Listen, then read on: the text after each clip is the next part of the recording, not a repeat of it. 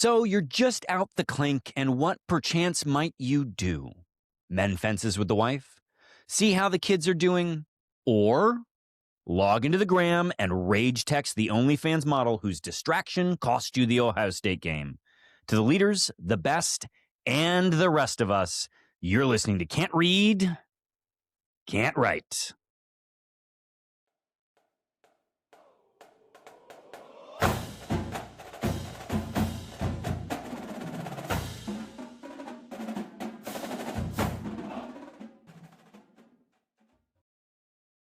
Welcome back, everyone, to another episode of Can't Read, Can't Write, the podcast that proves Spartans can talk. I'm Mike Jones, joined as always by the man who stuffs stockings with French aperitifs, Kevin Greck, and the guy who drinks in his smoking jacket, Alex Plum.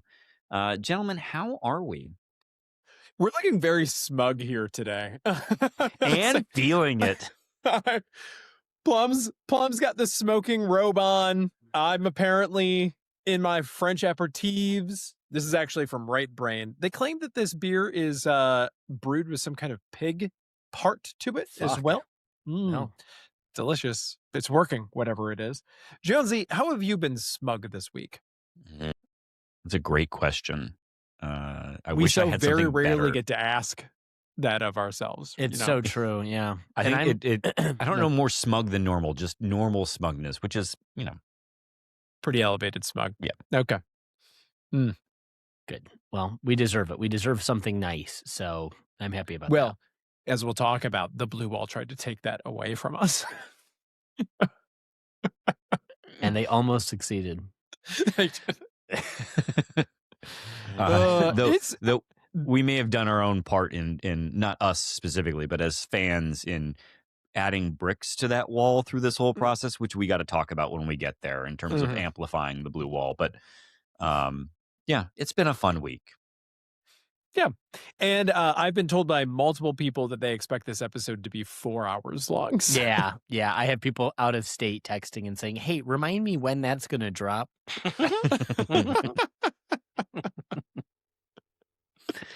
All right, let's do it. Let's we of dig in. course want to thank everyone for listening, and if we could ask a small favor, please share the pod with Spartans in your life or Wolverines this week.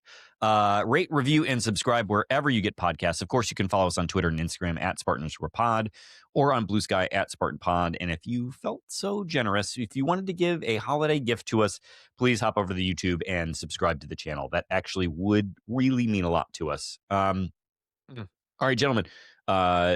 Who wants to walk us through? I know we're going to start behind the green wall. So That's right. what are we doing this week? Football always leads, and it continues to. So if your intention is just to listen to the part where we talk about Sharon Moore, that's going to be a number of jumps forward. We're going to talk about football. We're going to talk about basketball. We're going to go off Grand River. That's where you come back. And then we'll take your social media questions, where I think we'll probably just talk about Sharon Moore some more. All right.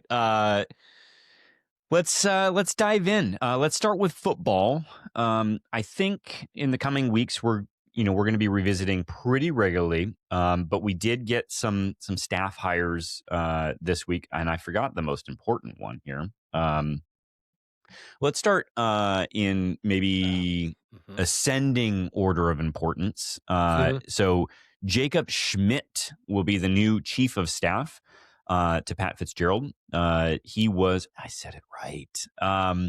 He was Northwestern's director of football operations for 11 years before spending the last 3 in charge of their collective. Cool. I don't think this is the general manager role. So Yeah. okay. Yeah. Director of football operations, or chief of staff. Yeah. Great. Whatever. It's another of those mysterious staff members of which there are as many as there are players on the team, basically.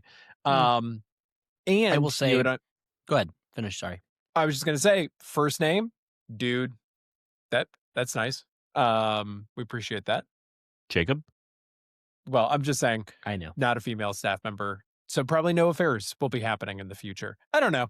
Oh, No got one, you. everyone skipped this portion, so we'll come back around to it. Yeah, this is gonna be a little higher than 90K a year, I think. I will just say, the person that any executive needs in the chief of staff role is someone that they just trust as a function of existence. So Right. they obviously have a relationship. There's not a material impact this role is probably going to have on the playing. It is a culture role, and if this is who Fat McPatrick wants to love, then that's great, and we're supportive of him. So, Yeah. But love in a platonic way, not in a To be get very clear. fired and then end up not in a sort of car wash, floppy car wash way. or find yourself over at the Mason jail sort of way. Fuck. Anyway, next up, Joe Welsh will lead Joel, Jacob and Joel. Strength and conditioning coach coming up from CMU. Coming back from where? How do we feel about this? Yeah, I have feelings. Yeah. And the other thing is that he was previously at Iowa from 2012 to 2016, which, correct me if I'm wrong, but that would have been under their disgraced strength and conditioning coach. You recall we discussed this person who then joined Urban down at Jacksonville, right? Oh, God. Yeah. Oh, God. But does, there are a lot of people who've said very nice things about Joel. And I gotta say, Wells poisoned for me. He can fuck right on back to happy Mount Pleasant fuck off Valley. I hate it. And Happy him. Valley getting this. I don't care. It's pleasant. They happy. deserve it. A Mount Valley. A Mount Valley. Happy McPleasant fuck off. I hate them all, and him too. I hate most of these people. I want to be explicit on record as having said until they prove me otherwise. This man is a cheater. He's part of a cheating program. He was ostensibly hired by, actually, I don't know who would hired him. I don't think that what's his ass was there. Did he come to Central in 16 from Iowa? I think he might have been there when McElwain was there. But I guess did McElwain hire him? That's a good question. I don't know. He was hired in 2019, so yes. Okay, so then yes. So then I don't know. For me, it's poisoned fruit of a toxic tree. There should be an absolute fucking firewall. This is where you have to have this is where J-Bat we're gonna just bury the shovel and we're gonna just move on. Shut up, you fuck, you hot dog fingered fuck. Absolutely not. Hot dog is an improvement, I think, from where he's been the last couple of weeks. But I wasn't going to go all the way there, but give me time. My point is, some of these things you have to, and I know you're going to, Plum, come on, get over it. Oh, no, I just have maybe a counterpoint that might whet your appetite a little bit. All right. Is it hot dog related? Yes, possible. Go ahead. Costco. Look, let's say he is good at his job. He's survived multiple tenures there, and let's say that this is a net positive for the program and a net negative for Central Michigan. We've stolen something from them. All right, maybe, and they could be set back by it until their athletic director issues a public apology, and then jumps off of a building. I was going to say ritualistic suicide. I'll accept, but nothing less. All right.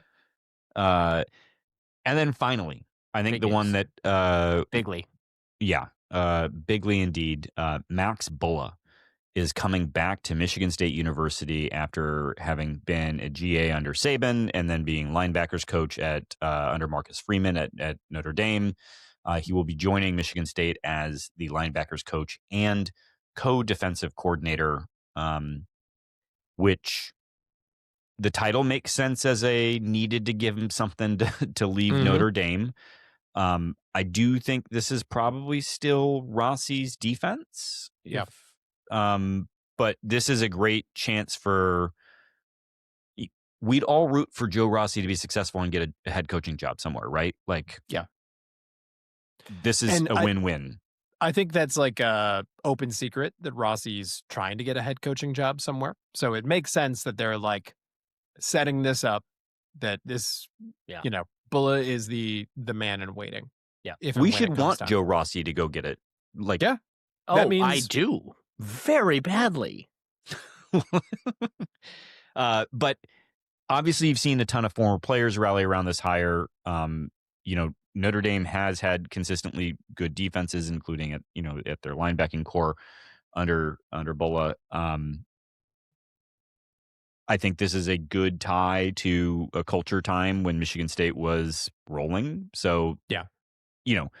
Obviously a good player, a smart player, as we heard many people have heard the quote from Vrabel about what a smart player he was, but someone who knows what it takes to win. I think you want those people in the building.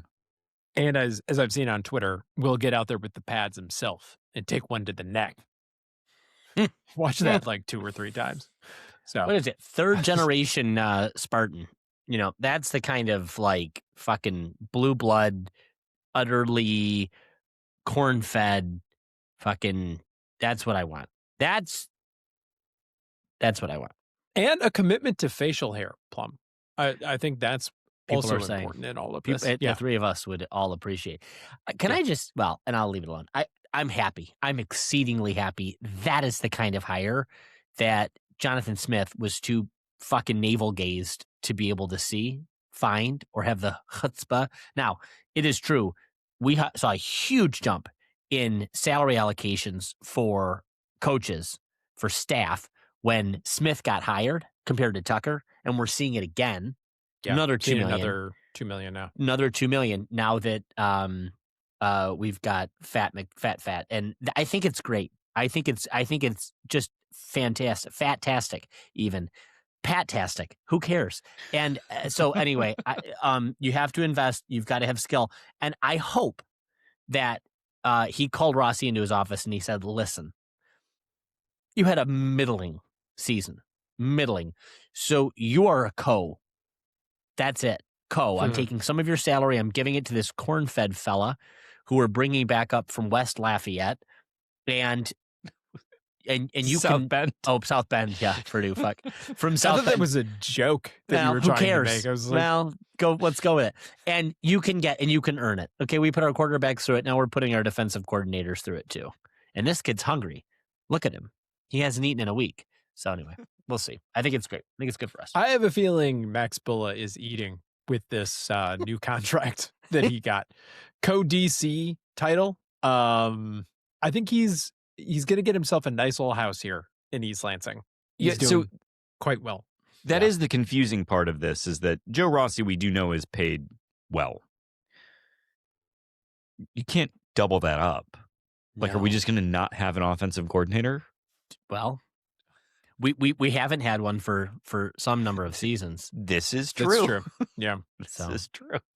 Maybe we just have ChatGPT do it. Gemini comes in, calls the plays. It might go better. He just starts hallucinating trick Couldn't plays. go worse. Could not go worse. Yeah. There's also been a number of players who have entered the transfer portal, and we are not going to cover them. We don't care. We don't give a fuck. There is one that I think we should cover when it happens, and it still hasn't happened yet. Is this the one who's paid for us for 12 seasons already? Or 2 seasons. I'm thinking Certain of, sophomore quarterback, junior quarterback, pardon me. Oh, I was going to say, Oh.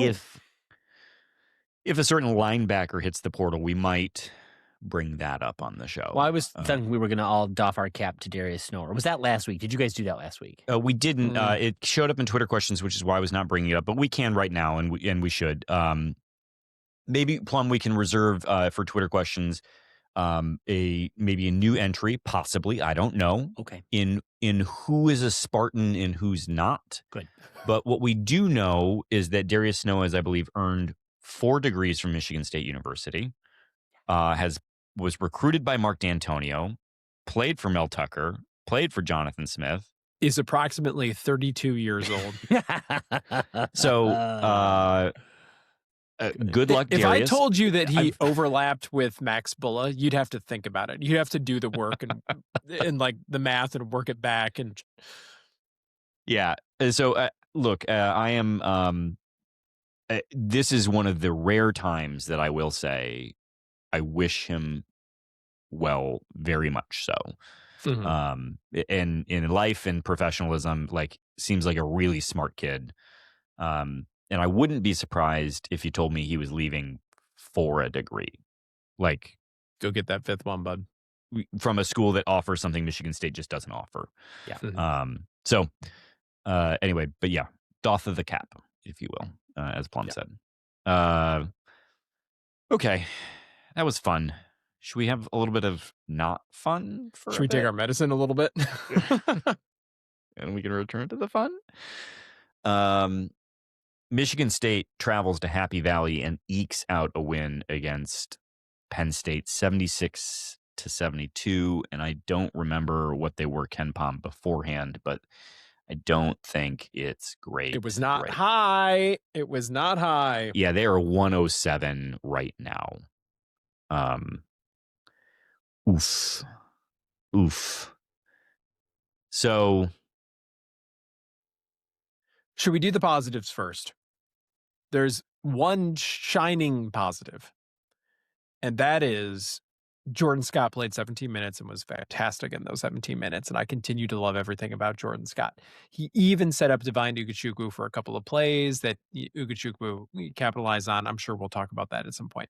But man, Jordan Scott's out there grabbing boards, getting out after it on defense, like puts his body on the line. Tom Izzo physically lifts him up into Jesus Christ pose. It was incredible from Jordan Scott. He continues to be my favorite player on this team. I love him to death. And it's not really close either. If he were to transfer, I'd be in mourning for years. Any fucking time I hear the comparison to a certain, does he play for the Lakers still? Who gives a fuck where he plays for? That is the comparison. I wasn't going to bring happens. that up. Yes, Yeah, I wasn't going to bring that up, but continue. No, I hate it and I want it to stop, but please. Tell Tom. But I think Tom was just trolling you with that. So now that I've talked about Jordan Scott, who is the shining light of the game, we can also talk about Divine Ugachukwu, who started and First start. 5 for 5 from 3-point range. I mean, that's the headline there, right? Like, and a couple of those were like gritty, needed that shot, go out, get a bucket type moments in the game. Yeah. So 8 for 10 from the floor, 2 for 2 from the line. Just. Are we starting to see Divine Ugachukwu, the shooting guard, emerge? Like, I think we all expected this was our backup point guard, but a lot of off the ball Divine Ugachukwu, and it seems to be working. Yeah, I'm just looking to see. He's got. Why are our stats? Oh, they're there. He's 11 for 21 from 3-point land. I only bring that up because that means he was 6 for. Like, his volume's not particularly high, I guess is my point. Right. Yeah. But yeah, I mean, I don't think anyone expects this kind of performance night in, night out from him. Yeah. But they repped him all week at the 2, and it's because the other 2 jabronis, Tang and Fort. Trey Fort plays 4 minutes in this game. Yeah. Yeah, apparently all that good charity work that he did this week bought him no graces with Tom Izzo. There's a problem, though. We can talk about this now, and we can kind of talk about the rest of the team, but there was a big problem in this game with playing Divine Ugachukwu at the 2 and having him start. And that is, we saw fucking Denim Wojcik enter the game. Right. Which, because if you're playing him at the 2, it means we need someone else to back up Jeremy Fears, who really cannot be playing 36 minutes a game every game at this point. No. My man and got shot in the leg, so God help us. Both times Wojcik was in the game, leads evaporated. I mean, we're talking 10-point leads just disappeared. It was big bad. And I do think, Greg, you had pointed out that the one positive about Denim was that Plum would see how bad it could be if Fears wasn't in there. But Which, lesson learned. I apologize to everybody who's ever said anything to me. I think the issue is Divine can't start. That would be my take, is Divine cannot start the game. I will take Jordan Scott at the 2, starting the game for 4 minutes even. Just get to the under 16 or near it, and then throw Divine in, and he can play the 2, and then Fears can take a beat, and he can move over to the 1 to back up Fears, and then we can rinse and repeat. But like this didn't work. No, it did not. And that's a lot of range for Jordan Scott. So we'll see how that goes. But yeah, we need to solve this. The Trey Fort thing does not seem to be working. And Kurtang is very, very streaky. So I don't know what we're going to do in this situation. But yeah, Wojcik played more minutes than Trey Fort. I don't understand. I can't understand how you get there. Should we talk about the continued disappearance on offense of Cohen Carr? I think he deserves credit because he finds ways to contribute in other areas of the game. But offensively, he has hit a bit of a wall in the last few games. Is there anything that we can attribute that to?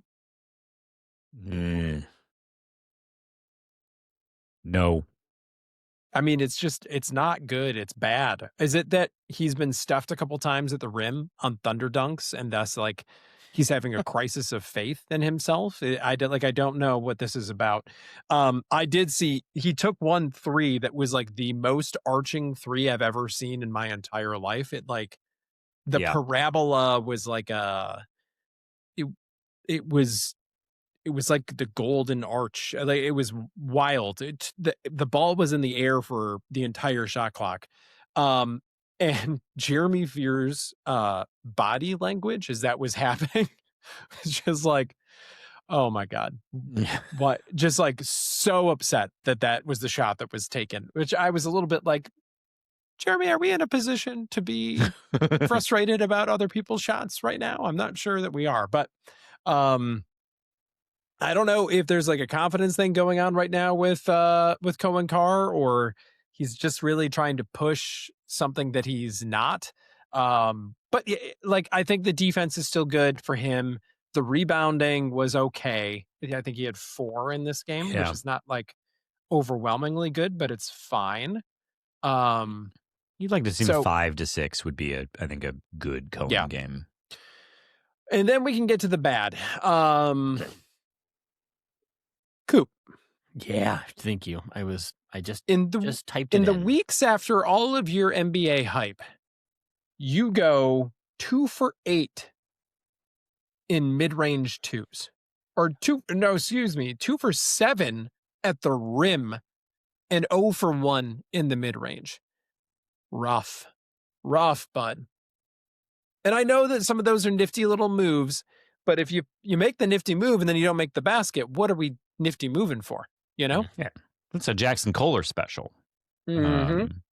What's the team? I think was 6 for 17 or something. Someone asked Izzo about it, but like at the rim as a whole, the team was terrible.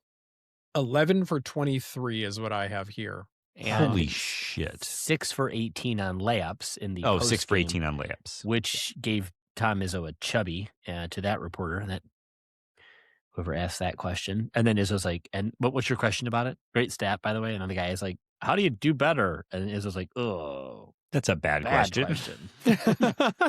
I was so impressed, young man. And now you could have at least done like what happened or something like that. Anything. How do you do better? Oh God. Anything. The press. Oh, the press. Jesus God. Yeah, this team needs to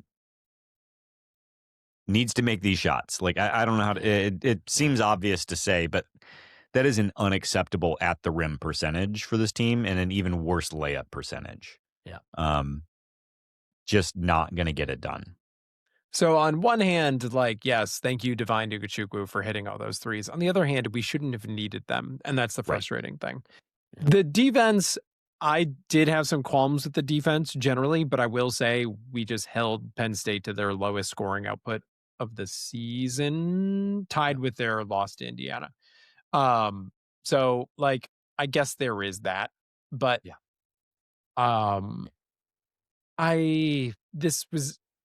This is a game where we've watched enough Big Ten basketball. Yeah. You know that the rule is you don't complain about wins on the road in the Big Ten. You just take them and you say, thank you, sir, and you move on. But there were some concerning elements to this game that we There should be were aware signs in this game. of. Mm-hmm. Yeah. Plum, do you want to talk about free throws at all? Well, I don't know. I think, overall 18 for 21, but Fears missed a couple pretty big time ones. yeah, he was 4 for 6 from free throws, I believe. In fact, he was the only. Well, no, there was someone else. Oh, Cohen missed one. The only 2 people who didn't score one. Yeah, and those, of course, were critical ones. He went 1-1, right at the end. He missed. He missed the front of a one-on-one. Yep. Yeah, I I wish don't know, announcers would stop talking, by the way, about free throw percentages. Just put the graphic up. Just don't talk about it. Well, it's the same thing. It's rebounds, it's layups, and it's fucking free throws. These are things this university and Tom Izzo specifically are known for. As he said in his post game, we are rebound you. And so he's like, now that finals are over, the NCAA has no say how I treat my players. So we'll be doing 2-a-days all week. And this will not be a problem again. That's not true, though, right? Well, it doesn't have to not be. And that's all you need to worry about. Also, he's not going to get to be able. He's got Toledo on Tuesday, right? Mm-hmm. Yeah, we got 2 games this week. So I thought we had a week off again. no, Tuesday and Saturday we're Yeah. playing. No. But then we have a gap. Yeah. Yeah, 9-day gap to Cornell. Oof. Well, hopefully getting a little bit back in the rhythm does some things for the team. It was not good seeing. I think we could agree Penn State was just was as physical as Michigan State, which, or if not more so, which was surprising because they're young. Yeah. Credit needs to be given to Penn State because we'd get up 7 or 10 or whatever, and they would fight right back. Well, So- Denham was there. That's a good point. And they had the lead. With like 4 minutes left, they did have the lead. Yeah. Not that it mattered. No. Good guys but- won in the end. And then I think the other thing is I appreciate that the way Rhodes runs his defense, they gamble on turnovers, but all the same, 17 cough ups in a game is just unacceptably high. And it really, like, I appreciate that Fears flirted with a double-double in this game. But a lot of that goodwill would have been negated by those turnovers. Denham Just was- Wojcik, 6 minutes, 3 turnovers. Woof. Yeah. 2 assists. Oh, woof. My God. Kill me now. Yeah. It's thank you for bringing up turnovers. If we had gone through this whole thing without talking about the turnovers, that would have been very 17's a lot. poor on our job. Yeah.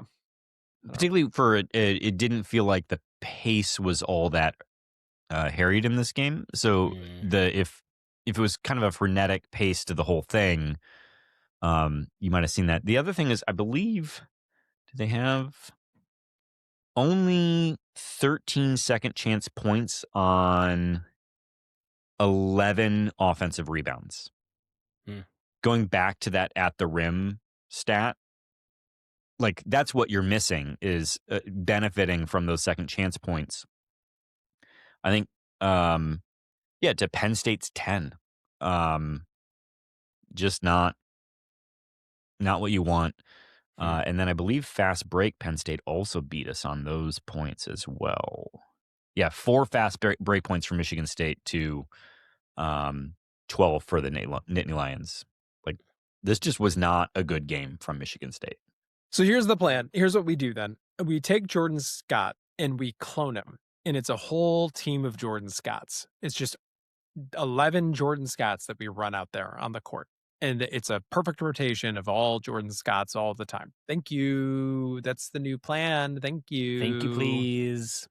At 6'7", if just you got to make some of them a little bit. You can't fatter. say 6'7". Nope. You can't. The Nope. vice Nope. president of Nope. the Nope. United Nope. States Nope. says Nope. we Nope. can't Nope. say 6'7". Can't say it. Okay. Respect the office. You don't have to agree with the man, but respect the office. I didn't Michael hear Jones. about this, and I and don't what know he how says then about 6'7". to describe Jordan Scott's height, which is between 6'6" and 6'8". Brevity. All right. That was anything else we want to say about this game?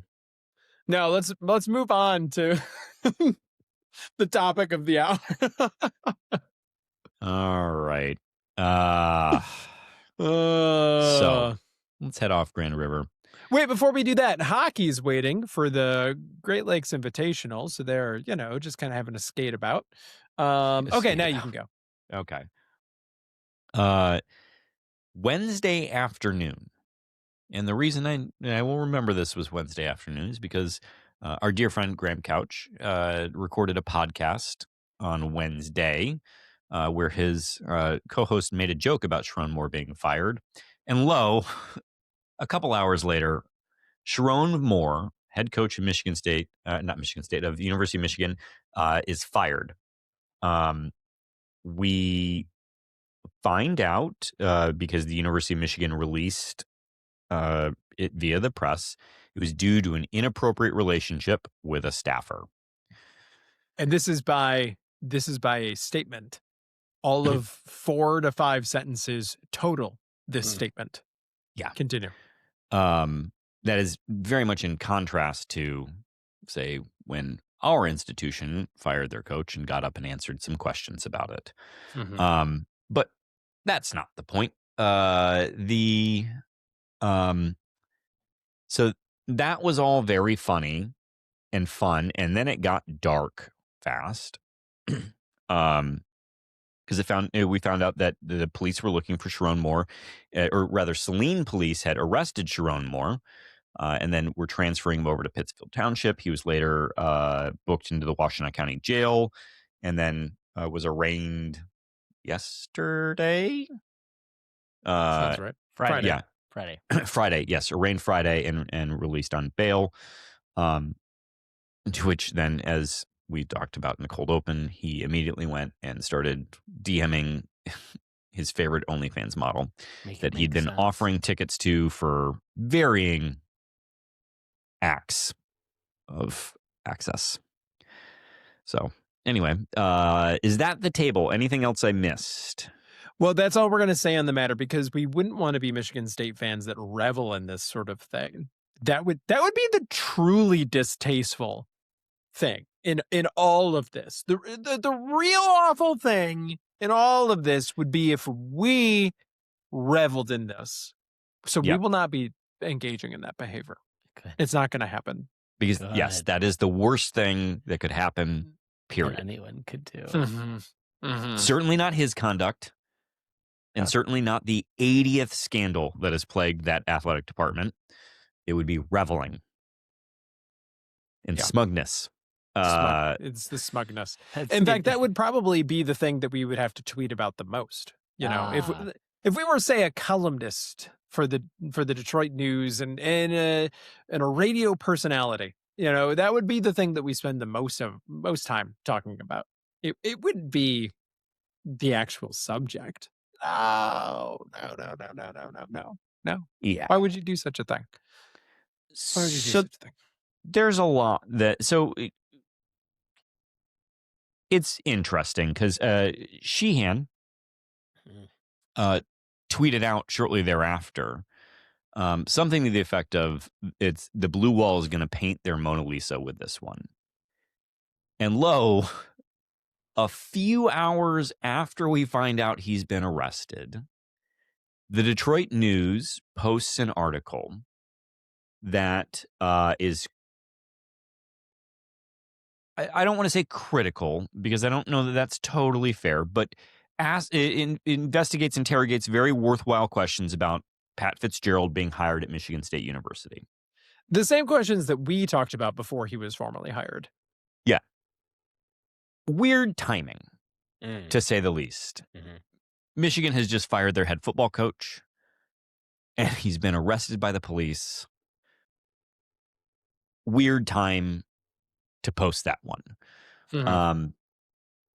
And yeah, so do we want to talk about that article first, or do we want to talk about the press response? Let's talk to about it? that article first. First and foremost, this was baked in, right? Yeah. Like, this is the cost of doing business for MSU. If you're going to hire Pat Fitzgerald, this article is coming out. If Right. it's a surprise to you, you're dumb. You're an Of idiot. Of course, this was going to be written and published, Yeah. and it deserved to be. It's the same questions that we asked out loud and talked about at length about car washing and the like. So that is not the issue. I don't have an issue with that at all.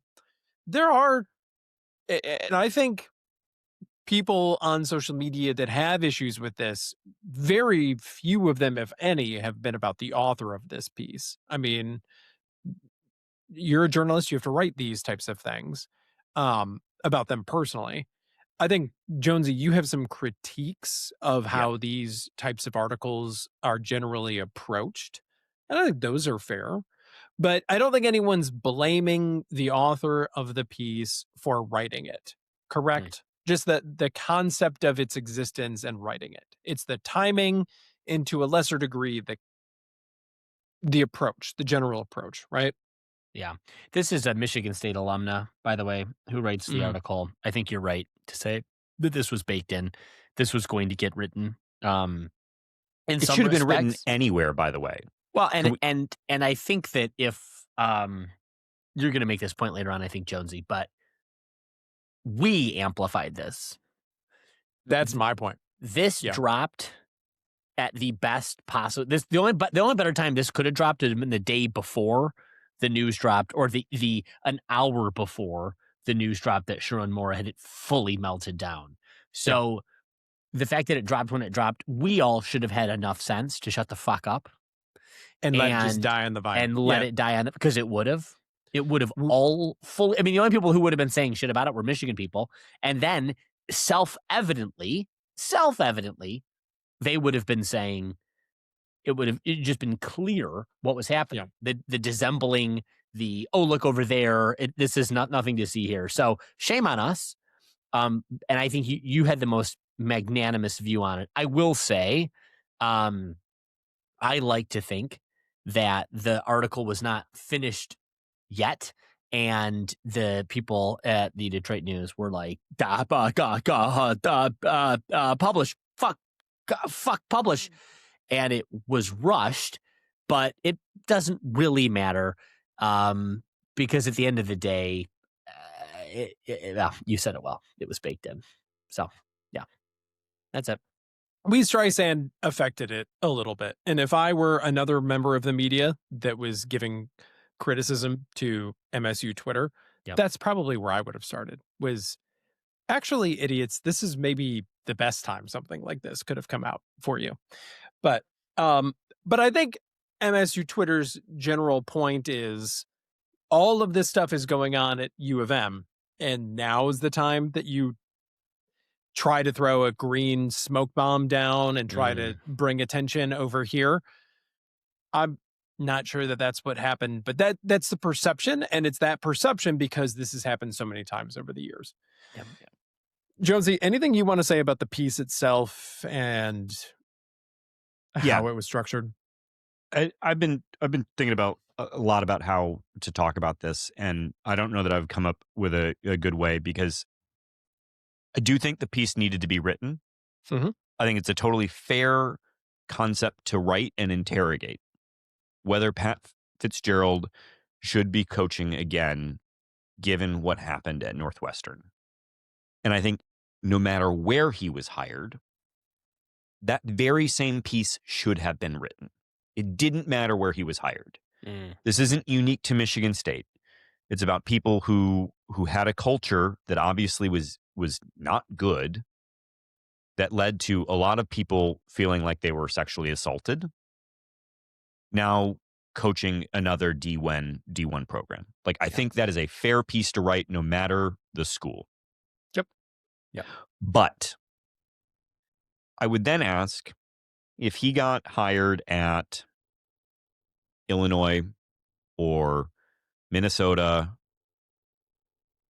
Colorado, Arizona, like any other school, who would you have called for quotes? Like, as a reporter, who would you have called to fill out the piece? And my ask would be, start calling those fucking people at Michigan State. We got to stop with, I need a quote that's critical of Michigan State, so I'm going to go to people to ask them to relive their trauma again, because the quote from them is baked in. I don't know that they're related anymore, and I don't know that it's newsworthy. So, how long? I'm not saying I want to be very clear. What happened at Michigan State is something that we all feel deep shame about and want to make sure that it never happens again. Yep. But are we going to be 20, 30 years out and calling the same people for quotes about Michigan State University? I don't think that there was any insightful or newsworthy that happened in that piece that was written by the Detroit News. I don't think it was well written. I didn't learn anything new. And the voices that I heard from, I knew what they were going to say. And it's not that they're wrong. Like, we asked the question, but I'm just begging you to find somebody else. Call somebody else. When you already know what someone's going to say, I just don't know that it's informational. But so MSU Twitter starts piling on. And then, like a fucking choir of holier than thou pricks, the all journalists united in a Blue Lives Matter style, but for the beat, from our dear friend Graham all the way to Bob Wojnarowski, they all got together and said, well, there's a perfectly logical explanation for this, and it's a good article, and shut up. How many times does this have to happen, though, I think is the thing, right? Like, can we agree that we're not coming out of this from nowhere? No. Greg, this is well-tread territory. You brought up Tony Paul and the Donnie Corley story. Yep. That was simultaneous to, if I recall correctly, him writing a bunch of articles. They were just straight from the desk of Curtis Blackwell's lawyer. Just kind of in the same way that Jordan Acker is writing pieces to leak, apparently, about Ward Manuel. It seemed that Curtis Blackwell's lawyer would just jot something down on some legal paper and then send it off to Mr. Paul. And he'd be like, sure thing, boss. We got this. We'll have this in the news by tomorrow. No problem. Thank you. Pleasure doing business. It really feels like that one in particular felt like, I don't know how Tony's still employed. I mean, it felt journalistic malpractice level of just spewing that garbage. But what's funny is Tony's also an MSU alum. Yeah. Because this is a favorite of Graham's when he talks about this on his show. That newsroom was filled with Michigan State Spartans. So, what's your point? Yeah. The schools are covered differently. The schools are covered differently. There seems to be this thing among MSU J School alums. Not all of them. I don't know all of them. But it seems to be the case where they all like to get their moments where they're like, see, I'm an independent, real journalist. I can rail on my institution like the best of them because I'm very serious journalist person. And that might be true. Maybe you are supposed to do that. But no one holds any of the U of M alums to that same standard. Yeah. So why are you holding yourself to that standard? Why? Why are you doing it then? What's the point? Because if you're a U of M alum, a columnist, you can spend all your time on Twitter engaging in back and forth with MSU fans this week instead of doing your job, producing content for the newspaper, writing something. Why are there two different standards? And why does no one care about this? And I've heard from multiple people that I'd probably like Bob if I met him and he's fun to have a drink with. I could care less because of his digital exhaust. I could care less. But I just don't understand how time and time again, and it gets now to the real blue wall that is cracking right now. The real blue wall to me has always been the difference in coverage that institution gets that MSU does not. In fact, at one point on Wednesday, there was even an article. We're sticking with the news. The news is really getting it today, but it's not just them. No, this was the Free Press. This was on the Free Press. There was an article on the Free Press that was like one of those really lazy, like, what are people on the streets saying type articles. Say it, and then I got to ask some questions. But yes, go ahead. And the headline was, U of M student surprised there wasn't a cover-up. Which, if I work for the Free Press, I would say, of course that's the headline. That was an individual who was surprised because he thought there would be a cover-up, but his perception is that there's not a cover-up, and he was surprised that there isn't a cover-up. But it reads next to all of the other headlines that are like Sherrone Moore in prison, Sherrone Moore fired, embattled, University of Michigan athletic department has nothing to say, essentially.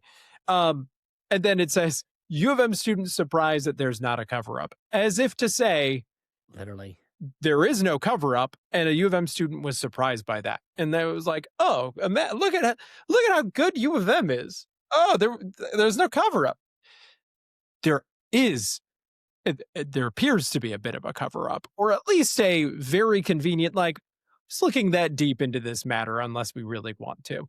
But if this had happened in East Lansing, if Jonathan Smith was on the run and getting picked up in Grand Ledge and was in the slammer in Lansing, you better believe that there would be no headlines anywhere, regardless of what anyone said on any campus, that read MSU student surprise about lack of cover-up. They would find the most salacious thing that they could find and slap it on there, and couldn't care less that then it's just what this person is saying. It's not an actual headline. It's not our interpretation of the events and the facts. It's just what this person is saying. And it would be like, MSU raging dumpster fire, says student. Or why MSU does this keep happening on, here? Why? Yes. That's a good one. Just it's the difference in coverage. And I do think the Free Press finally published a list of all of the controversies under Ward Manuel. It took this far to get to the lack of institutional control piece that should have been written years ago. But the difference in coverage the two institutions get is what the blue wall is. And we still saw it that day, even taking away this whole Detroit News MSU piece. Well, I believe it was Tony Garcia, who I think is with the Freep. Yeah, because Angelique's with the News, right? Who, like, this is the... He tweeted, Sherrone Moore asked to state his name, Sherrone Moore. There's the condescension there being that, like, you're not reporting facts. Right. So just taking something so banal to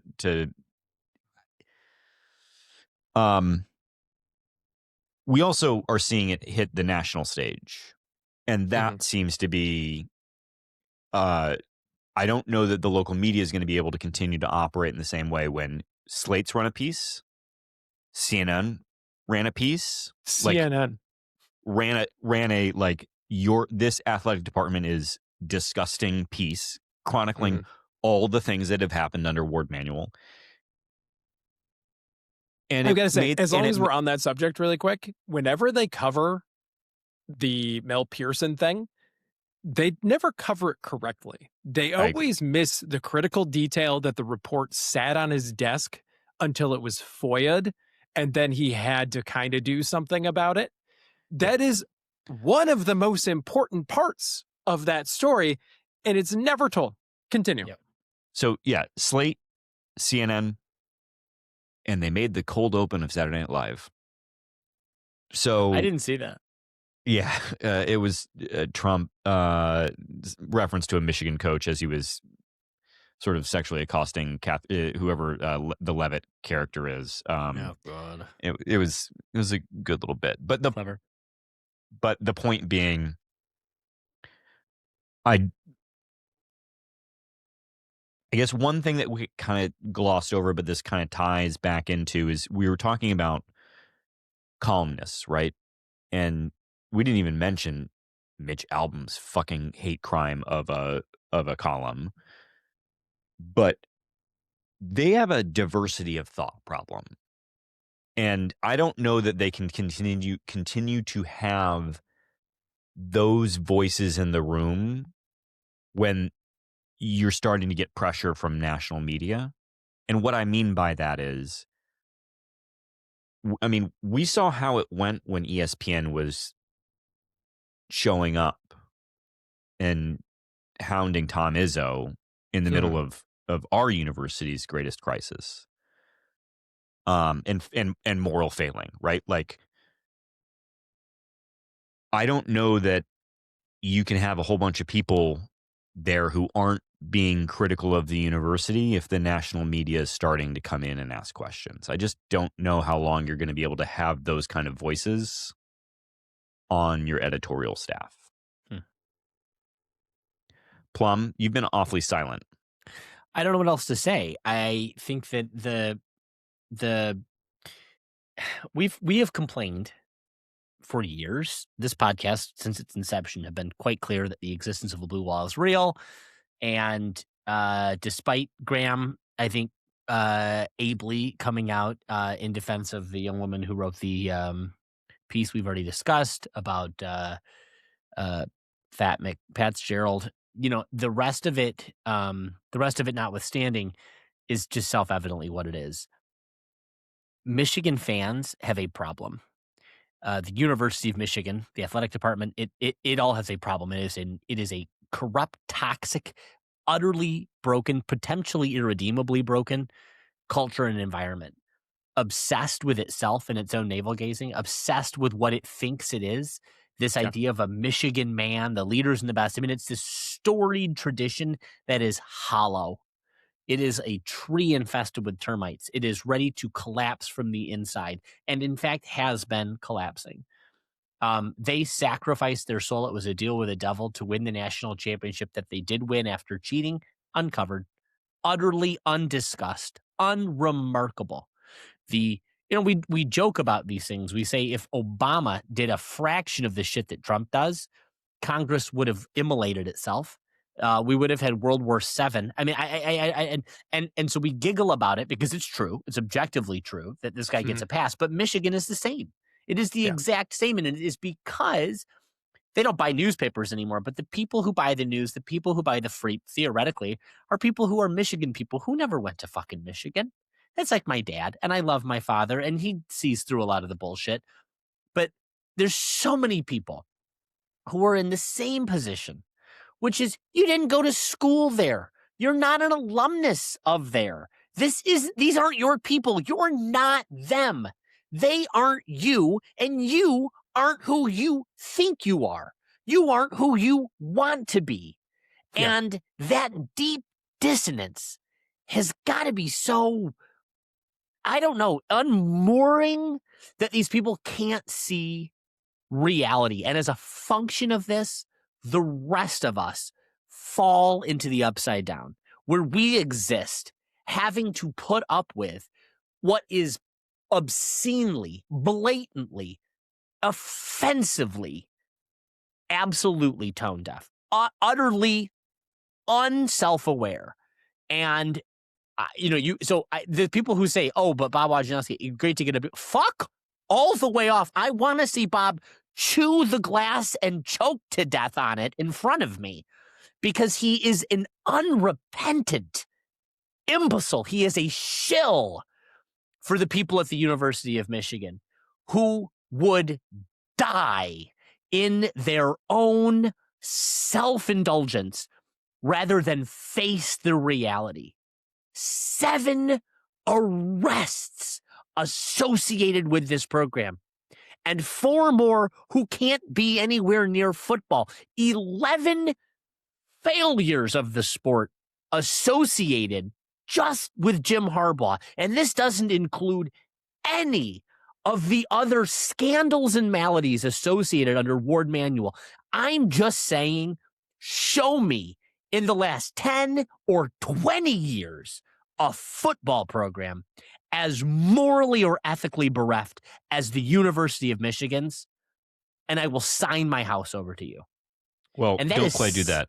Well, Urban Meyer's Florida was as bad? 7 arrests? Murderers on murder's on, pretty bad. Yeah. Murder's pretty fucking bad. All right. I'm with you, Plum. I think for me personally, though, I'm less frustrated with the Walmart Wolverines than I am with the actual alums. For me, the actual alums always bother me more. There's an exception to that with Mitch Albom, with his piece this week, which... Look at the man's haircut. Why do we care what Mitch Albom says? He can't stand himself. Yeah, and Mitch Albom, frankly, audience, and Google this, from 97, I brought it up because the Free Press has it. You can go, why this still exists and is hosted on MitchAlbum.com. He's hosting it himself.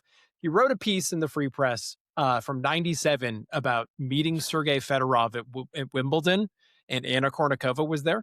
You'll remember Anna Kournikova was the child that pedophile Sergei Fedorov was in a relationship with. And basically, he meets up with the two of them, and Sergei Fedorov is sort of like cagey about the whole thing. And his position is, what? I'm cool, man. He describes her at the beginning as jailbait.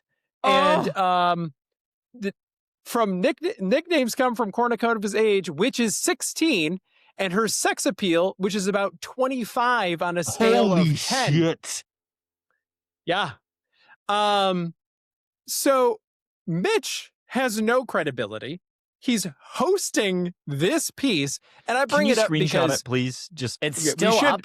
We should make sure this is the same as Sharon Moore's fucking white Diddy party. My God. So the man has no credibility. I don't care what he thinks about anything. It also, as part of all this, every time I see a Sergei Fedorov jersey when I go to a Wings game or something like that, I'm like, can we not? Do we have to? The pedophile? Do we have to? No, thank you. I remember Anna Kournikova when she was 16, but I was also like 12 when this was happening, or younger than that. So I wasn't at the Free Press publishing sex appeal, which is a 25 on a scale of 10. So I don't care about his thoughts on anything. He doesn't matter to me.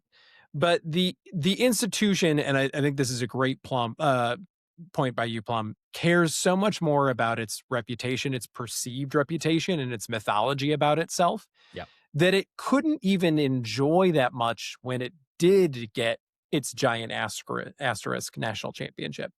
I remember a lot of their fans at that time still just being like so bitter and full of, because the mythology matters to them more than anything. And I do think that is starting to crumble. Yeah. Jonesy.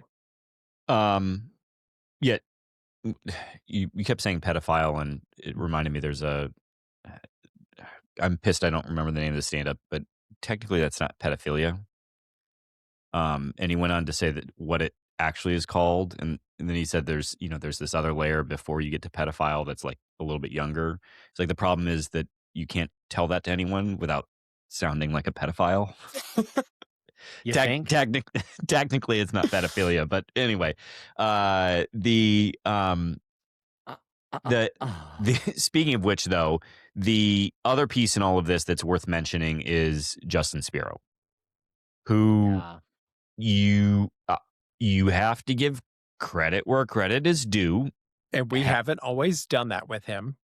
and is also worth remembering, everyone, as Justin Spiro is very much carrying the flag. I believe has might be collaborating with Pablo Torre on getting Blake Corum retroactively ruled ineligible for that season, which may mean that we finally get our vacated wins. But let's all remember that Justin Spiro also had a Sandusky denier on his show, and that is worth remembering. But good work, Justin.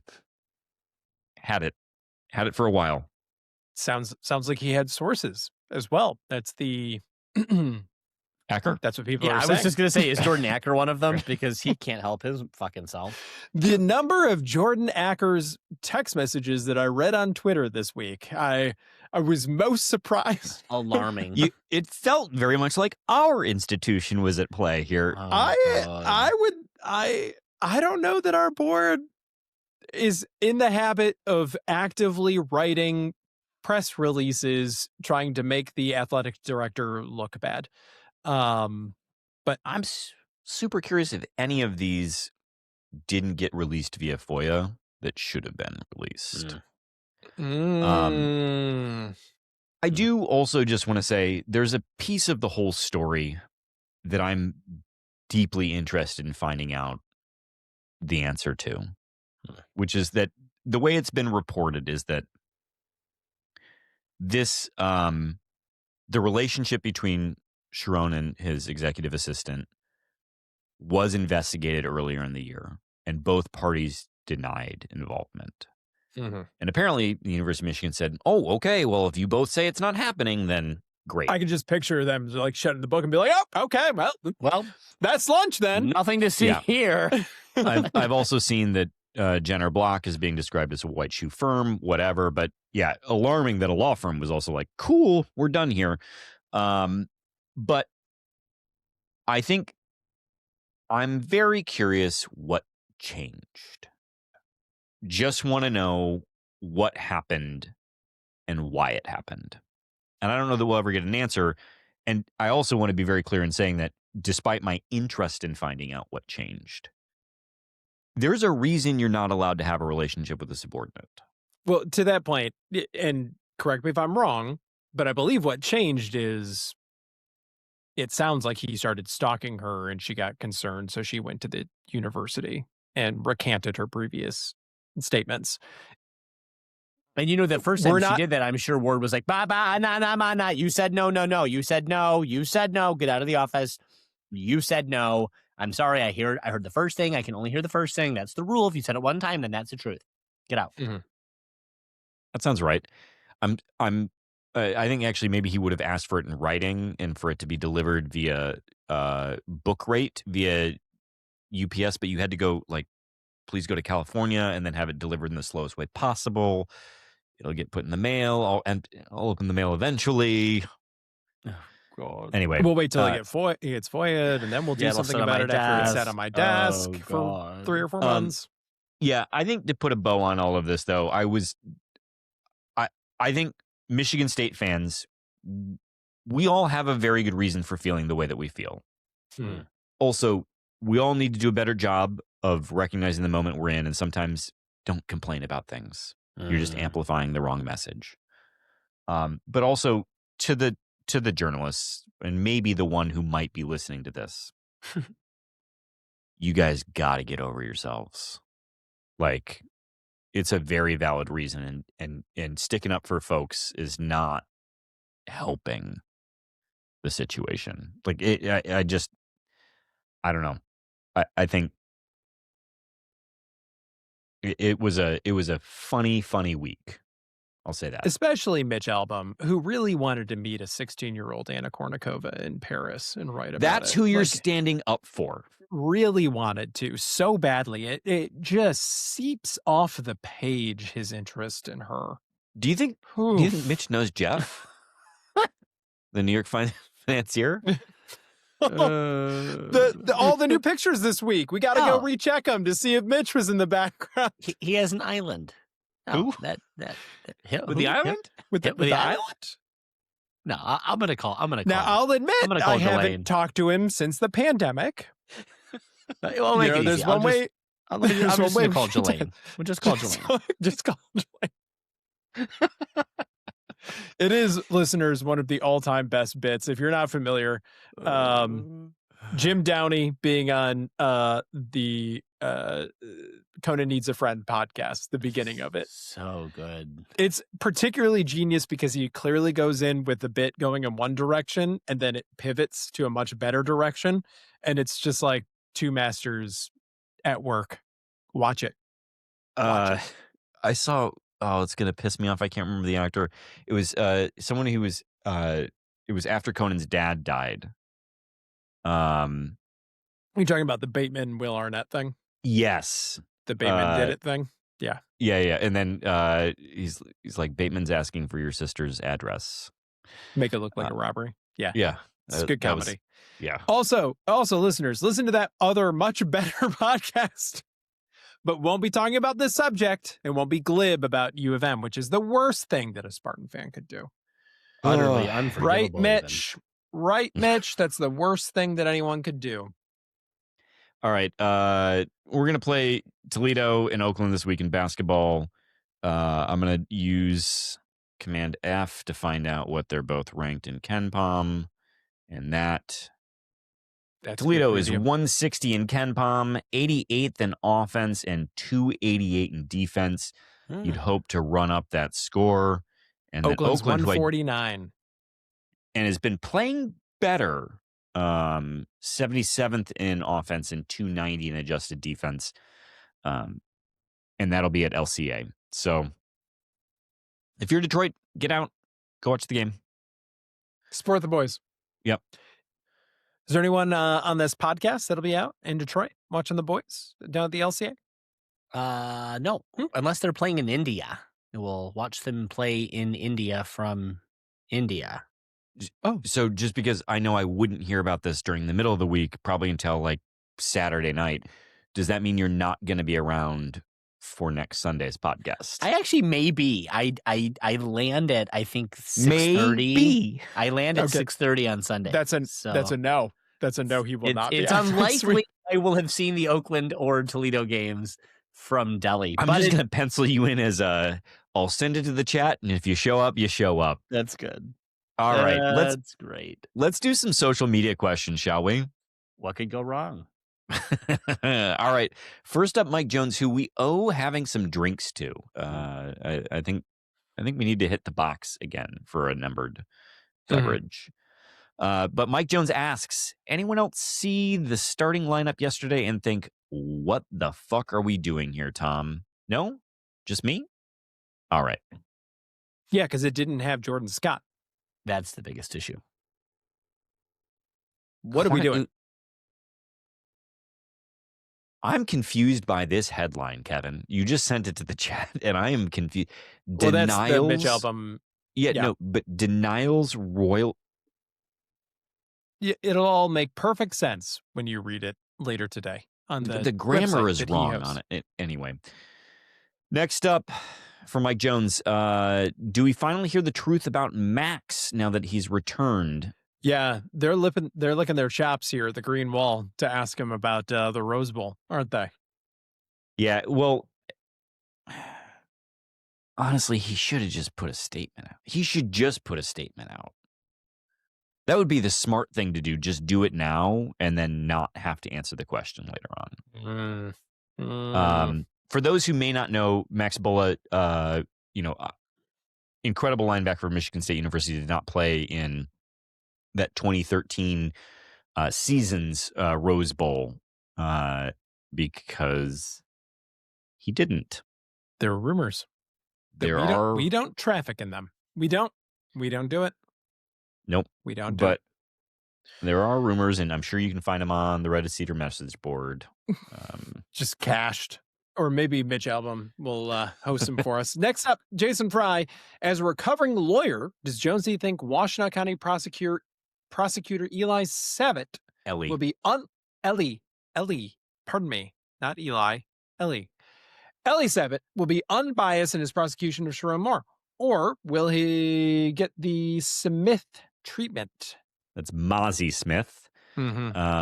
I'd already mispronounced one name in that question, so we weren't going to make it two.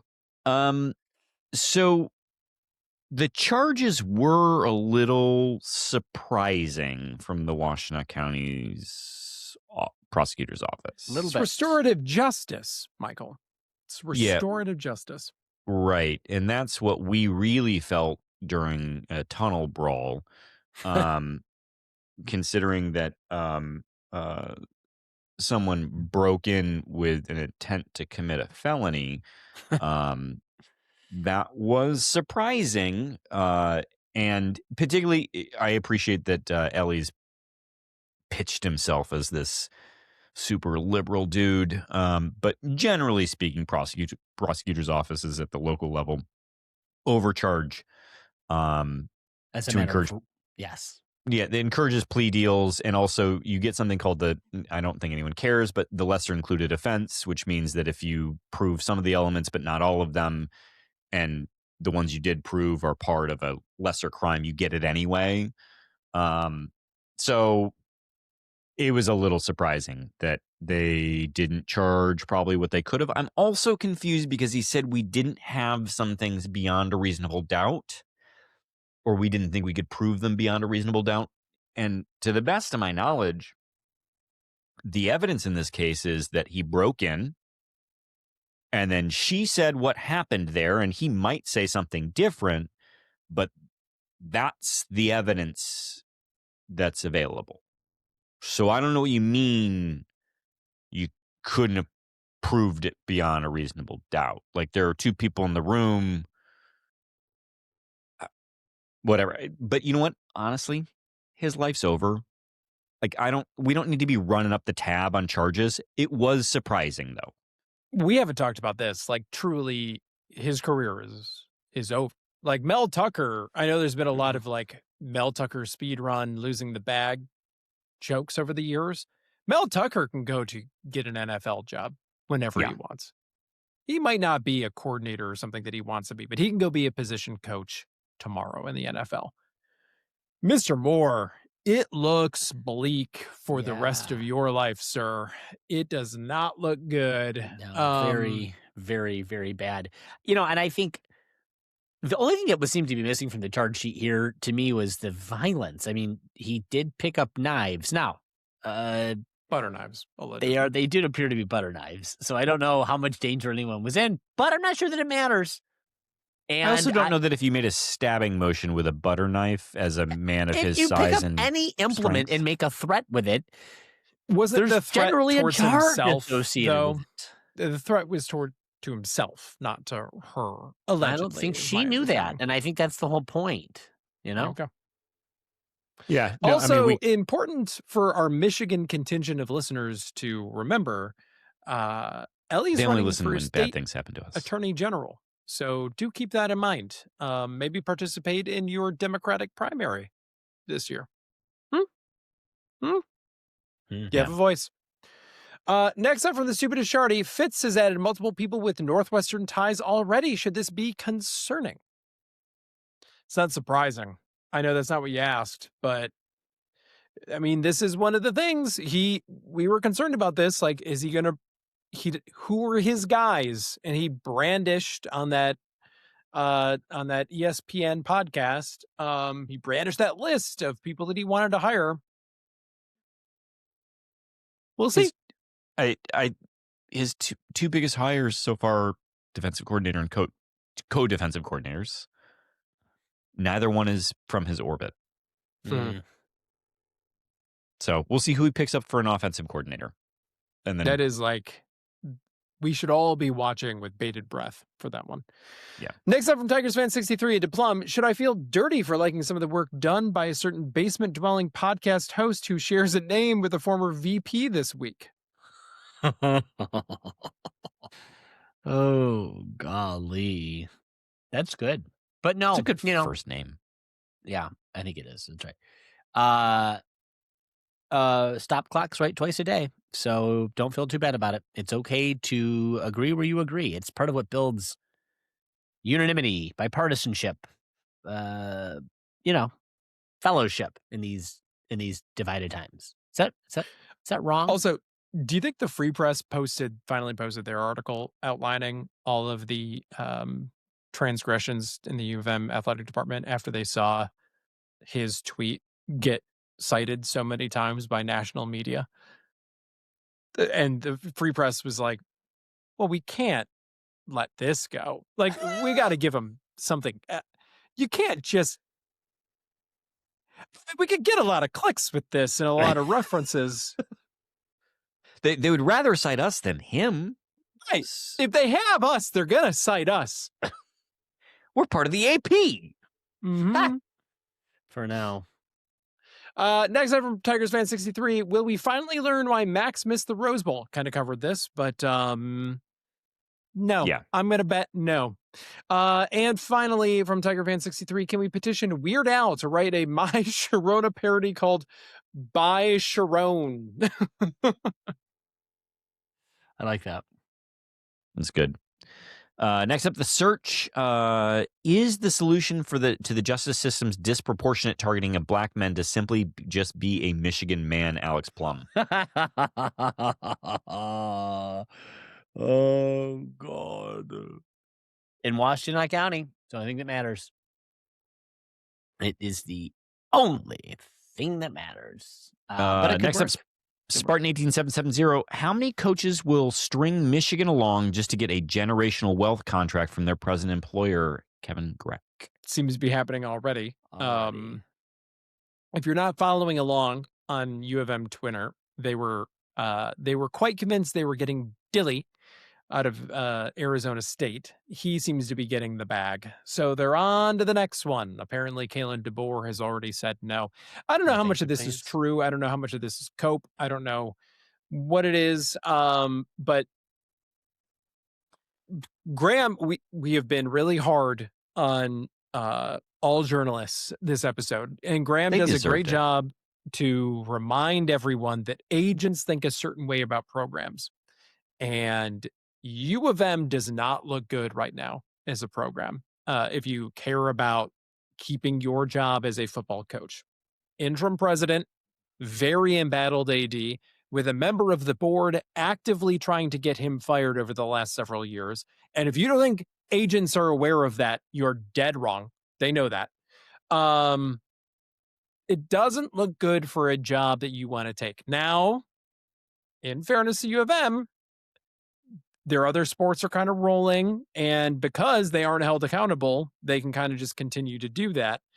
But I think the one way that Ward Manuel has been a really good AD is that he just bodies all of these things. That's why he cultivates so much mass, so he can withstand the impact of all of them. But this might be a death blow, and then you don't have a president or an AD, and then I don't know if you want that job. I will say, just if they approach a coach and that coach strings U of M along for like a long time, we're talking like a week, 2 weeks, right? Like really get them behind the 8 ball. I will contribute to your present school's NIL fund. Like just really negotiate make it really unbearable for them. And then step away at the last second. And then step away at the last second. Yeah. And finally, from Spartan 18770, how much of his buyout will Jonathan Smith give back when he accepts the Michigan job? Oh my God. That would be a testament to him not understanding the rivalry at all. Please make happen. that be the thing. Next up from Scott Yu, who do we thank for getting Max Billow so quick after the season ends?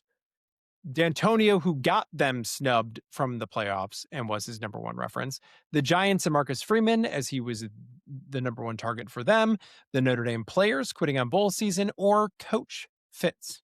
Should we explain for folks who don't know, Mark D'Antonio was on the college football playoff committee. Correct.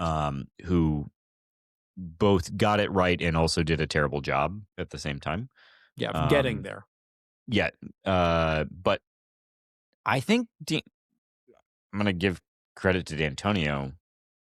Of anyone on this list, he's earned it.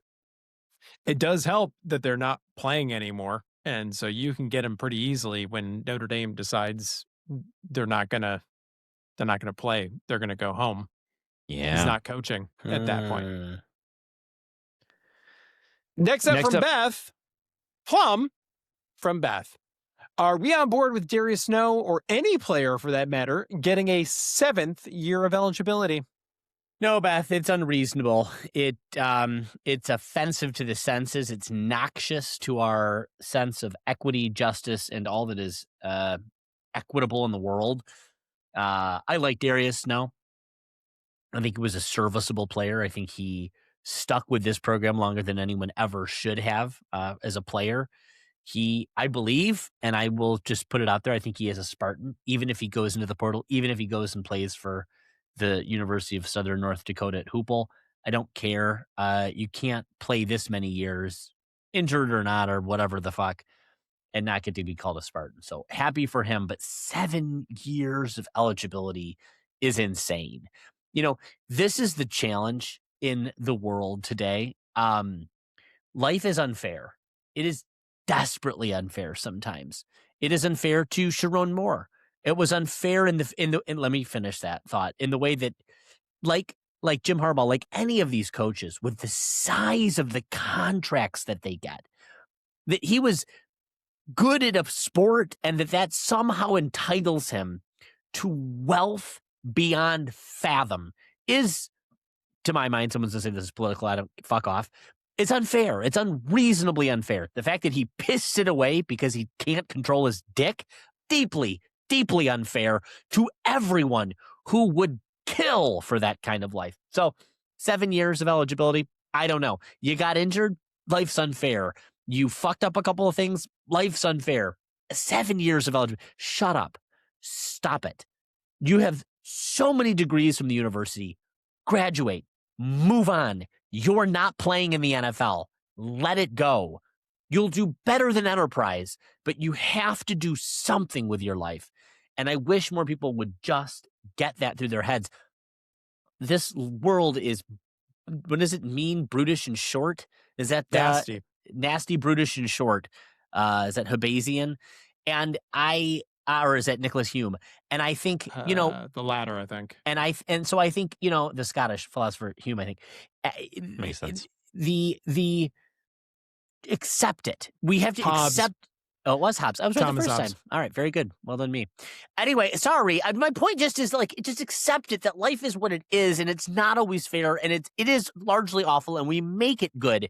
And 7, just move on. Move on, son. Please, Jesus, God, move on. Plum, but if I told you that Cassius got a COVID year back, It's not back. 7. No, but if he could come back. No, I think we've moved on. I think we have. Hang his number up in the rafters. It still deserves to be there. And he still gets the honorary natty. We were winning in 2020. That's right. No one can tell me anything. We have the Ken Palm natty. We're going to stick with you because Beth Amaro starts the next question. Let's do some role play so we know who this is for. Before you... That's deeply wow. homophobic. Deeply, not an ally. Deeply homophobic. Holy shit. Can I... I was stopping him, though, because... and I don't know if this was a question in there, and maybe this came up last week or the week before. When I was in Japan, Beth was also in Japan. And you guys didn't do any role play? Missed each other. Oh, I thought you were going to say you were met. I thought you were... I would have met Jason. We would have absolutely loved to have had a sake or a highball with Beth and fam in Tokyo. It will go down as one of the great regrets of my life. Yeah. that I did not see Beth there, but please continue with your homophobic role playing, Kevin. Let's do the role play. Pick one from this list below and tell us why you'd say what you'd say to Sharon Moore right now. Preacher, lawyer, or business consultant? That's generous for what Greg is. Well, I mean, the preacher would, of course, tell Sharon that God is yet with you. And yet with you? What does that even mean? Yet with you. Yet with you. God has not left. God is yet even now. Presently? With you. And yet to be. Now, yet, and yet to be. The attorney would say, stop. Spirit? The attorney would say, I need your phone. I need your phone right now. Yep. Please stop texting OnlyFans models. Yep. Please. And the business consultant would immediately be on the phone with Bravo and trying to get you a very fat contract to interrupt the rest of your life with TV cameras. But at this point, if he's at all accustomed to any kind of wealth, and if he's made any kind of promises to his wife, who, if she hasn't filed yet, will be presently yet, he'll need something, and Bravo may be his way out. So, if I may, Bravo is a great start. I think conservative grift could also work. Oh, that's really good. And a better preacher than me might have already put him in that direction. So, Good. Next up from Jordan Villarreal, what grade would you give our coaching hires thus far? Is having co-DCs really going to work, or are we going to have a mid-season throwdown over who is calling the shots? I think there's more than enough to go around. Other teams have had co-DCs. Yeah. You can have distribution set up. I think for the moment, it's kind of a title thing. I think it's a title. It's a salary. It's a get him into the right range of salary, and you needed a coordinator title to do it. Yeah. I think there will be sort of a handing off period, hopefully, that takes place. But for right now, in year one, I think that this is largely a title thing. Can we just also mention, though, that Max isn't gonna stay? Let's assume, because I know we've been harsh to Fat McPatrick, but we do want him to succeed. So let's imagine the world we want to exist, and that he's successful. Mm-hmm. Max is leaving in 6 years. Sure, yeah, but Fat may not make it that long. Jeez. No, Mac McDonald. What's his name? Doesn't matter. Pat is not that old. Right. He still coached for 17 years, but he's 60 or whatever. Is he? No, yeah. He's 50. Yeah, he's got another 14 years in front. No, I think he's 50. 51. He just turned 51. Huh. He's got another 14 years in front of him of coaching if he's successful. If we have a Mark D'Antonio style run, God willing, that's what happens. Right. So my point being is that in the best case scenario, we got a Narduzzi situation on our hands. Right. Yeah. Next up from the Key Ski, why do people care if players enter the portal? We sucked. It's kind of the point we were making by not covering it. So appreciate you, Key Ski, for backing us up on that. Right. How much economic benefit has Tom Izzo added to the EL/MSU world? After the $401 million donation he seemingly conjured alone, the number has to be 10 billion plus over the years? Question mark. It's a pretty substantial economic impact. We didn't even cover him getting the $1 million raise. Which earned it. Yeah. Be great if there's a little rider in his contract. If I raise over $400 million in a fiscal year, I get a commission on that. We also didn't talk about the State News article about the fundraising department. Which part of the reason I didn't add it to the outline, just to be fair, there was a follow-up article with a response from the department, and I've not had the chance to read it yet, which is worth reading. I would assume before we covered it, but we should do that next week. All right, Key Ski, 10 bill. I'm on board. Let's go. Next up from Nate C. Any issues with Fitz' locker room? Are you sure? He asked us this last week, didn't he? Is this the same question from? No, because this next question is from the Heisman, which, by the way, Grooch, we got to talk about that. So I don't know, Nate, I don't know what you're intimating at here, but both, no, I'm not sure. I'm not in the locker room. So, like, no, I don't know. But you described Fernando Mendoza as Paul Davis adjacent. Paul Davis, football player.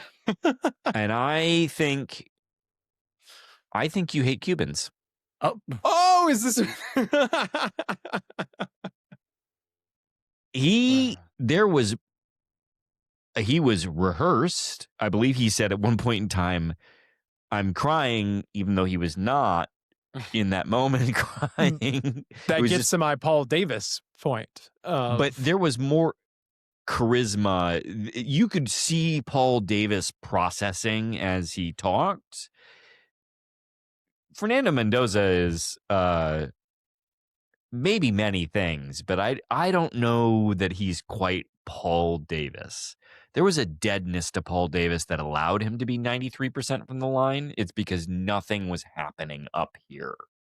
I would contend that Mendoza practiced up, and good for him. And that's how he came off that way. Okay. Every other time I've seen a mic put in his face, it felt very Paul Davis. Next up. Wait, can we just also say that the Heisman crew this year, I don't know if there's been a douchier crew. Between who else was up? I paid no attention. I mean, Diego, Diego in particular, who was at a party afterwards and was like holding up a "fuck Indiana," which agree, but like, what are you doing? Stop! And he showed up like I don't know. He looked like a character out of a Russian mob movie in his. I didn't want to see this happen because Forks down today, Forks down tomorrow. So I paid no attention to this, but yeah. Next up from Thomas, if Fears is our alleged Brad Davidson, what is this? Ugachukwu our boo-booey? Oh my God. These are deeply offensive questions. Thomas, Forks down to you, sir. And how?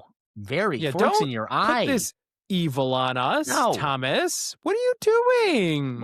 Who is even talking like this? And you better not be parroting the fucking. Because whoever was on the play call against Penn State, I mean, that was the Big Ten Network at its utter worst. Well, you don't care for Steve Smith on the call? No, I'm sorry. I know who it was. It was not listenable. I know who it was. It was. This is his first year, listenable. Right? No, he's a seasoned broadcaster. Seasoned is bad. Seasoned is not the best. Like a rusted cast iron, apparently. Maybe I'm just too used to Robbie Hummel. And, listen, there's my West Lafayette coming out to haunt me. I don't like any of this.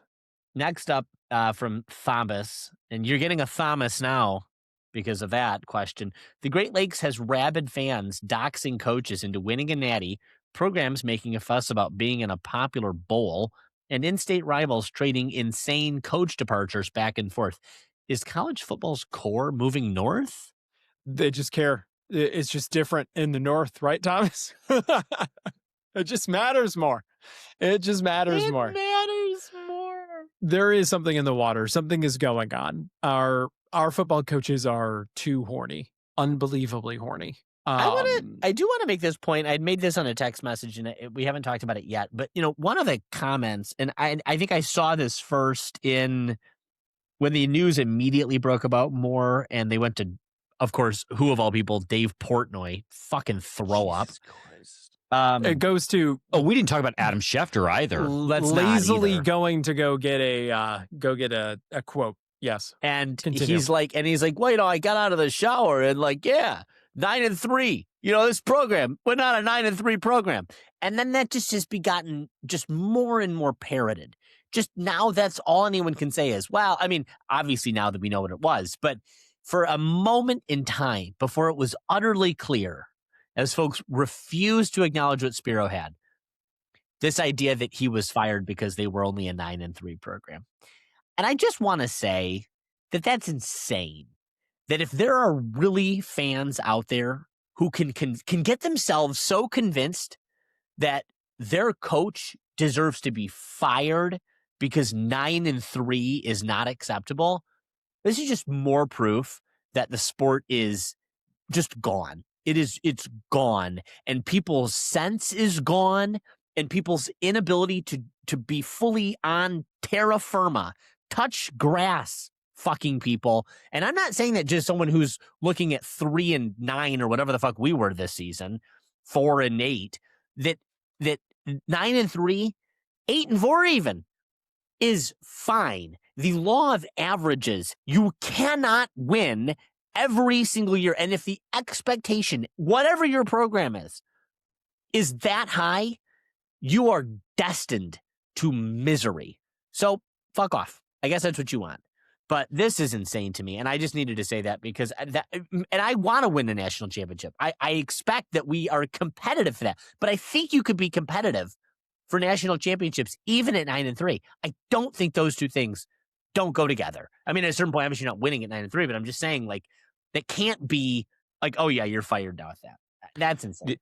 Notre Dame contributes to this too, right? Like them not going to the bowl game contributes to this idea that like, should be not good enough. Season didn't matter. Sorry, Greg. Just going back, I'm kind of surprised that he didn't kind of pretend that he was in the loop on all of this. Do you remember the moment where everyone from U of M media was like, "Oh yeah, I knew about this months ago. This is open secret. Everyone's known about this." Like, we talk about how the mythology matters the most.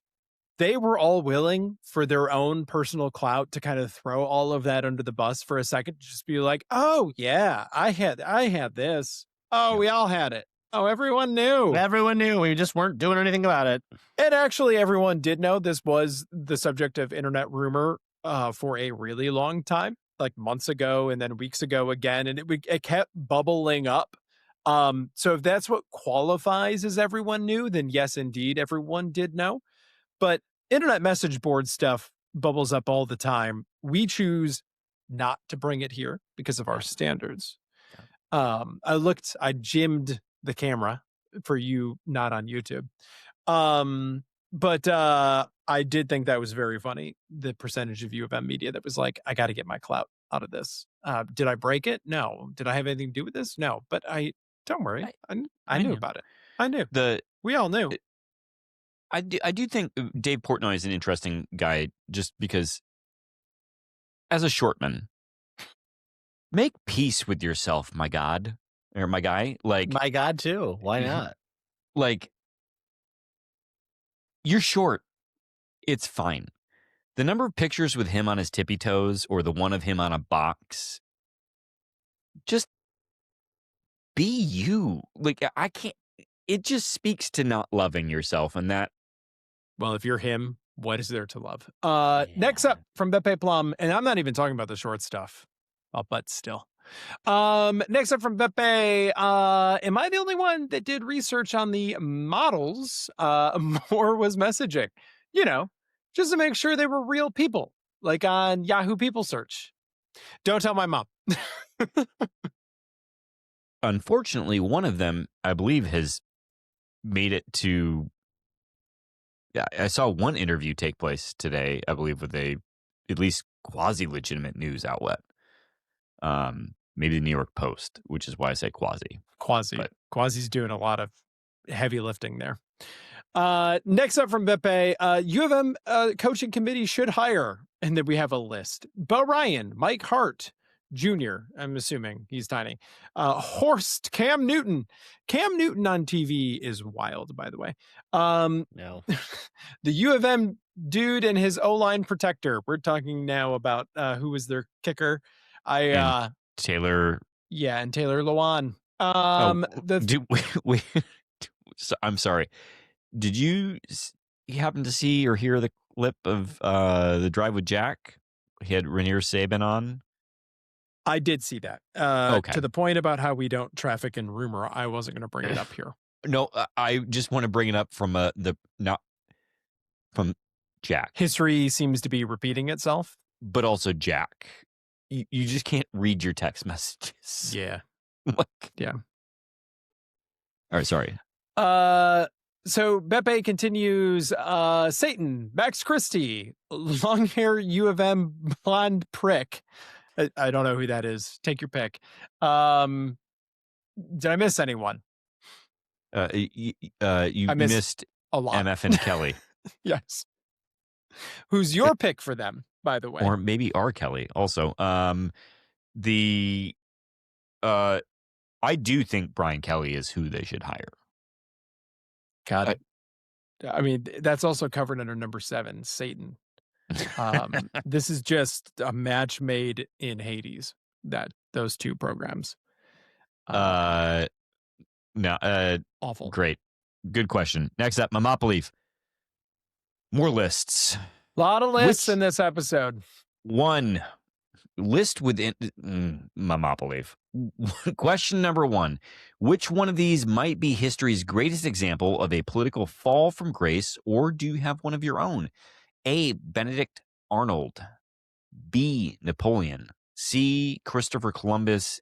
D. King Edward VIII. What's Napoleon's fall from grace?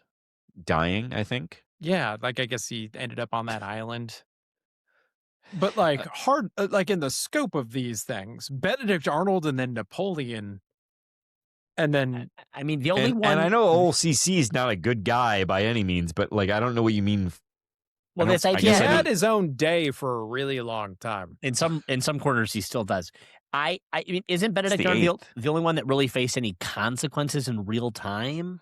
Yeah, I mean Napoleon was kind of in. Well, yeah, he was exiled to Elba. Mm-hmm. What happened to but that King was Edward his own VIII? kind of choice. I mean, he's the one that staged the revolt. I would say the only real comparable here probably is Benedict Arnold. I think that's it. And did Benedict Arnold even have a fall from grace, or was he just a bad guy? I think he was well known in his time. Yeah. Well, no, but I don't know that that's a fall from. He switched sides, right? Like, I don't know that it's a fall from grace. I guess. And anyway, that's my point. It's an intentional choice. It was a choice. All these the other losing side. Yeah, Edward VIII maybe, but again, like, the whole Nazi stuff didn't come out in his lifetime. So, I was thinking of someone who was it Henry VIII is the one with the daughters. Yeah, but next Edward VIII. Yeah, no. Okay, I'm sorry, Susan. No. All right, next one. Which one of these might be the greatest example of a sports figures fall from grace? Or here she goes. Or do you have one of your own? Let's do that. Let's just come up with one of our own. Tiger Woods, though, Lance Armstrong, Pete Rose, Wayne Gretzky. What is the Wayne Gretzky? I think because of all of his Trump stuff now. I didn't know that. Big MAGA guy. Lot of Wayne red hats. Pete Rose is kind of funny because he's having the opposite right now. People are like, betting's out of the bag. We're on the swing back up. Might as well put him in the Hall of Fame. I think it's Lance. It's easily Lance. Lance is the one, because Tiger was already kind of on the decline a little bit when his thing happened. And also, Lance is like as slimy as Tiger has been. And Tiger came back and won the Masters. So that's not like even there's so many golfers that never win a major, and that he still did it after his fall from grace. So, and then he fell from grace again. Literally. All right. Next up, Mr. Neurotic Pants. Do I haze you or Plum, Kevin Plum? I have been begging to get the car wash, and neither of you will give it to me. So I'm going to just say, from that perspective, I'm not getting hazed enough. It's its own kind of hazing to withhold it. That's good. That's good. Yeah. That's good. Good. Next up from Mr. Neurotic Pants. What would make more entertaining podcasting? 5 minutes of Grooch talking about Star Wars, or Alex Plum singing the Edmund Fitzgerald? It would have to be the Eddie Fitz. I don't know. Pure entertainment. I don't know. It would do to my best Canadian brogue. And if Could I was going to talk about ironing while just wearing the robe only? Yes, but like pulled over my shoulders a little bit or something? As you've done before to us, I yes. have, in fact. That's your hazing. That's the hazing I've done to you. Since we're making dated references in this podcast, as We we didn't talk do about in John U. all Bacon either. episodes, if I were going to talk about Star Wars for 5 minutes, I would try to do it as Patton Oswalt did in the outtakes for Parks and Rec, where he's filibustering and he talks about his Star Wars Marvel crossover ideas. That's how I would approach this, Mr. Neurotic Pants, if I were going to do this. Which is why you want to listen to Plum and his Brug. Can we do it right now for the people? You know it better than I do. Let me try on my trip to India. I'll just spend the entire time memorizing that song, and I'll record myself in 4-part harmony Very good. to play They'd back. be like, and this is a boat that crashed in an ocean? Mm. No, no. Inland sea. Inland sea, yeah. Not, Ocean not light, really an ocean, yeah. colder Oh, than many oceans, A freshwater ocean of sorts. as it were. A lake. Okay. Last up tonight from the Upper Deck Jerk Guy, who asks, Kevin, how many double-doubles are Kohler going to have this year? Oh, this is like an actual sports question. Weird. What Unusual is from him. happening? Yeah, unusual. Let's go. How many does he have so far? Has Three? How many has he Two? missed is the better question. Yeah, that's... Ooh. 2 games? So let's go. Let's go with a nice 20. We're gonna go 20. 20 double-doubles. Because it's gonna be a nice long season. A lot of double-double activity for him. I think it's going to be 28. Next up from the Jerk Guy, given what we saw against Penn State, what split should Ugochukwu have between the 1 and the 2? Yeah, I think he's got to do... We need a little more bail our guy out. Bail. Yeah, but I he's so think it's effective off the probably- ball, and he actually scores when he's there. Yeah. Yeah, but if we didn't have what's-his-nuts playing, then we would just not give up leads. So, That's a good point. That's a good point. I mean, do you think he can play 20 minutes a game? Well, I think what we do here instead is we do Jordan Scott point forward.